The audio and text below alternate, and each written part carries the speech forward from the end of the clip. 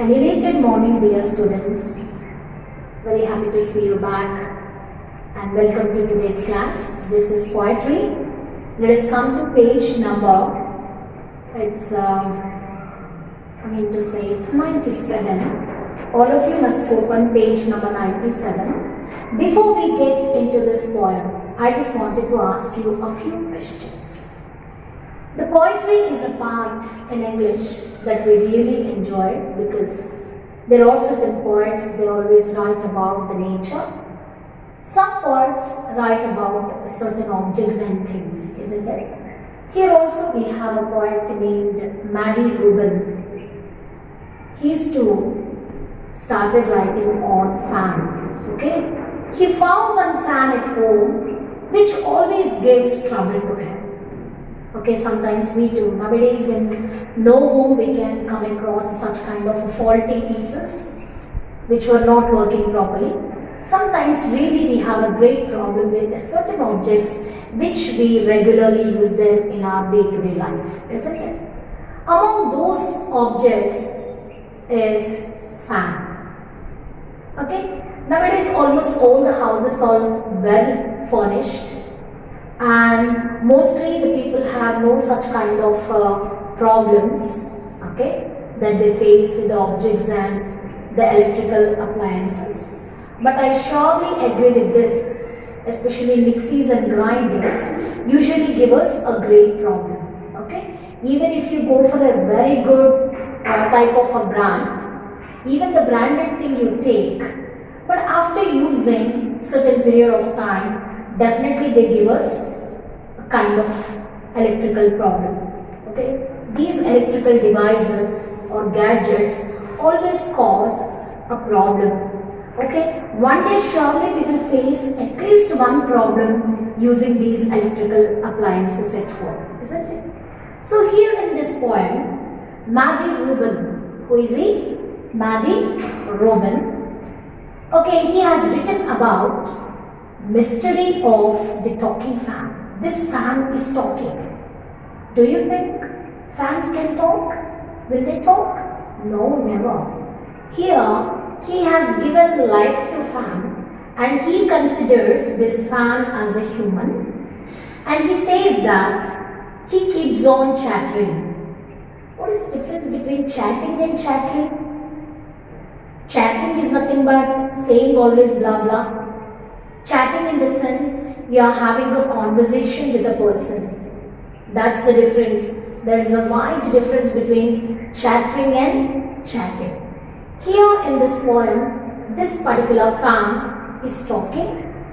There is a mystery behind it. Do you know what does it mean by mystery? Mystery means something that we can't easily understand. It can be a secret or it can be a puzzle also. Okay, either puzzle or a secret is nothing but mystery.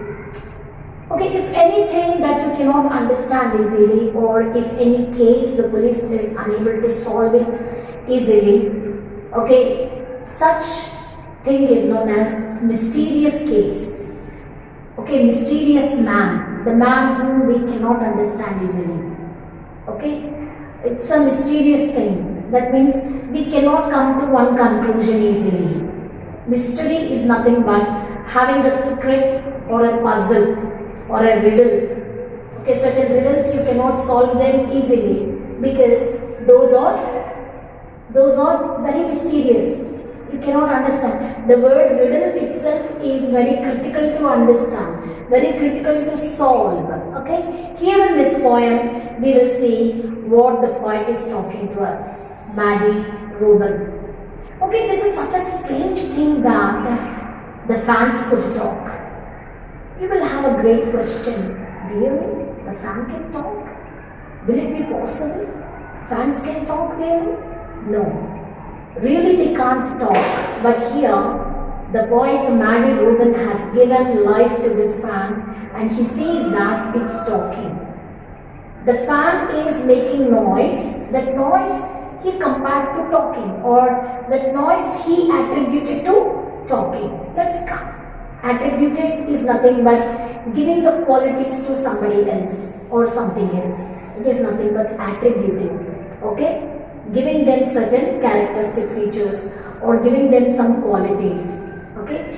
Giving a person or a thing or any situation some characteristic features or qualities, that is nothing but attributing. Okay? Mystery of the talking fan. I am so enthusiastic to know what is the mystery behind this talking fan. Is there a ceiling fan in the room where you are sitting now? Do you have a ceiling fan? I think definitely you have a ceiling fan, because every time there is no scope of switching on the AC because your mother or your father or your grandparents will scold you because you'll be getting a big bill at the end of the month. So we are not allowed to switch on ACs all the time. So we are depending on fans. If it is too hot, if it is unbearable hot in the sense, then only we go for AC. Every single home is consisting either a ceiling fan or a table fan. If you put a fan to the ceiling, it's called ceiling fan. If you put the fan on the table, it's called a table fan, just like a wristwatch. If you wear a watch to your wrist, it is a wristwatch. If you put a watch or a clock to the wall, it's called wall clock. If you keep this time on the table, it's called a table piece. Okay, there are too many names. In the same way, here this fan is a ceiling fan. Whether you have a ceiling fan at your home, is the fan quiet or noisy? That depends upon the quality that you pick. If it is Crompton Greaves, Usha or whatever it is. If it is a branded one, definitely it doesn't give you any trouble. Non-branded pieces, if you go for any non-branded item or any electrical appliances, definitely after some time they'll definitely put us in trouble. They'll give us trouble. Okay, that's why Maddie Rubin is asking, is it a quiet fan or a noisy fan? Okay, you should know. If it is noisy, you may be sure it is distant relative of the talking fan in the poem. Suppose the fan, the ceiling fan or the table fan, if you have, maybe or a pedestal fan if you have at home, if it is giving noise, if it is producing noise, definitely it could be the distant relative of the fan which we are going to learn now. Okay, now we are going to learn a talking fan. Maybe the fan at home, at your home, is the relative of the fan in the poem now. Okay, let's see.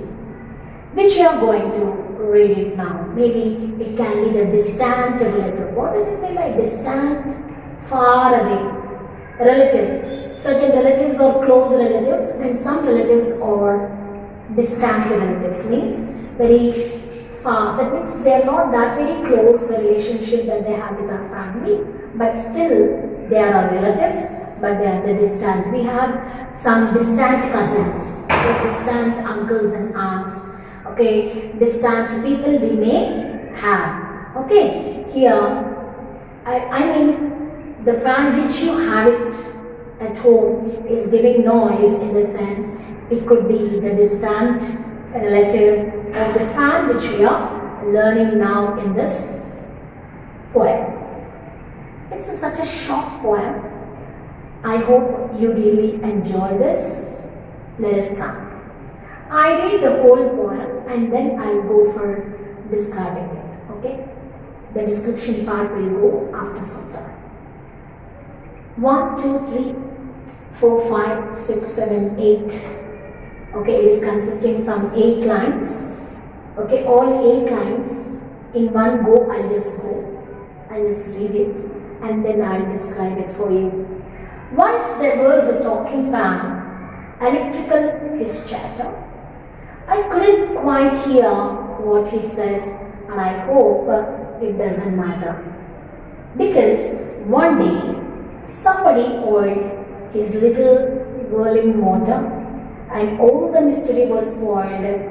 He ran as still as water. Once there was a talking fan, electrical his chatter.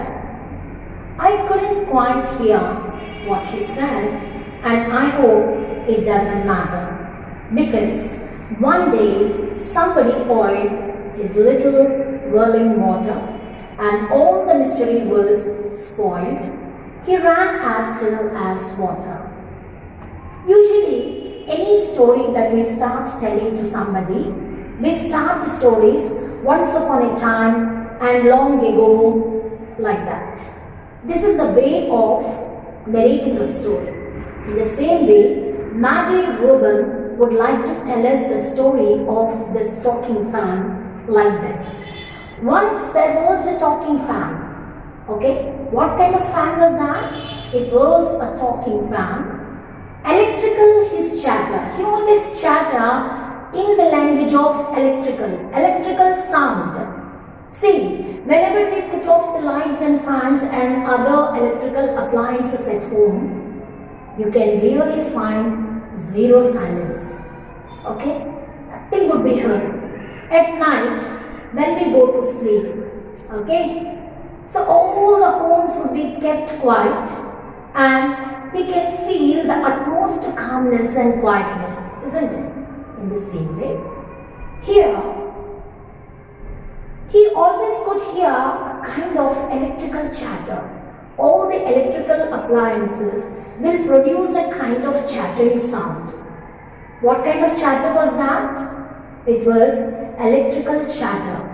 See, this poem is written in past tense. Understand? This poem is written in past tense. That's why it started with once there was. It is not, okay, there is. It is once there was. So it started in past tense. So when you are going through this poem, not only learning the poetry part, you also must concentrate the grammar even. So the chatter of this talking fan was electrical. I couldn't quite hear what he said. Actually, he kept on producing a kind of electrical chatter, but one single thing he couldn't hear. Who couldn't hear? Maddie Rubin, the poet of this poem, couldn't hear the electrical chatter of this talking fan. It was kept on saying something. He kept on producing some sound and tried to tell me something. But what's the poor thing is, he couldn't understand anything. Because it is such a disturbance. It is such a disturbance sound. And when there was a disturbance, we cannot hear anything clearly. Okay? The noise that it makes or that it had made was itself is a kind of disturbance. In that disturbance, he couldn't hear anything. Maddie Rubin couldn't hear anything. He was struggling and hope it doesn't matter. Even if I couldn't hear anything, what that the fan had said to me, there's no matter. So no problem. I won't bother and the fan will not bother. Okay? There's no problem at all. There's no issue. Because one day somebody oiled. One particular day there was no noise was coming. There was no noise made. He was not getting any kind of disturbance or any kind of electrical chatter out from the fan. It was not talking at all.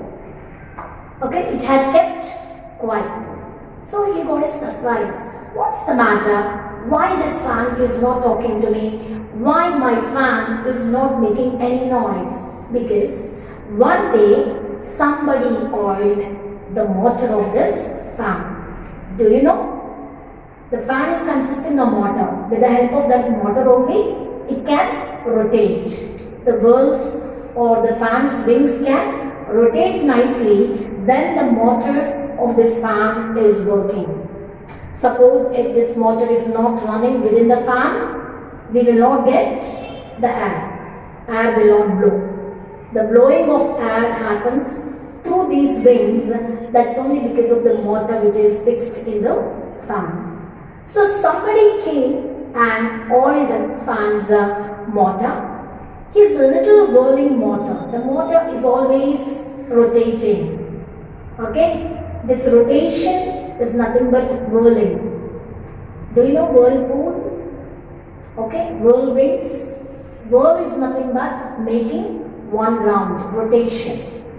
Okay, understand, it is spinning, it's rotating, it's whirling. These are the different words for going round and round. His little whirling motor was oiled by somebody one particular day. That's the reason it's stopped making any noise. Absolutely, there was no noise at all. And all the mystery was spoiled. What happened? All the mystery was spoiled. He ran as still as water. And all the mystery was spoiled. Actually, until then there was a mystery with the fan. But after oiling this fan, the mystery was completely spoiled. He ran as still as water. How this motor of this fan is working, or this fan's motor is running just like the water, as still as water. How the water in the stream or a brook that runs down, in the same way this motor was running. This is all the mystery of this fan was completely gone away. The mystery of the fan was stopped after somebody oiled the whirling motor of this fan. I hope you enjoyed this poem, and I request every one of you to go through this poem, okay, quite seriously, because you enjoy this one. And here there are too many literary devices are used in this poem. First one is imagination. Sometimes you also can have the same scene in reality. This is not just imagination of Maddie Rubin, this is reality. But what's that uncommon is talking of a fan. No fan will talk, no fan talks. But here, the poet Maddie Rubin has given some qualities of humans to this fan. Okay, and he says that this fan is talking just like you and me. I hope you really enjoy this poem, and I request every one of you to go through this poem so thoroughly and get prepared for the next class, so that I'll be asking too many questions on this as well as whatever we have learned in the previous class. In the previous class we had gone through some textual exercises from this expert detectives. I think last time also, whenever I asked this ASL, assessment of speaking and listening, you all have presented your work very well, but still many of you have not forwarded your ASL. I am little angry with you. I expect every one of you must take an active part in ASL, assessment of speaking and listening, because speaking will keep you in such a position that you can tackle with anything. Okay, you can tackle with anything. So that's why you must be able to do the things whenever your teacher asking you to do. Okay, have a nice day, children.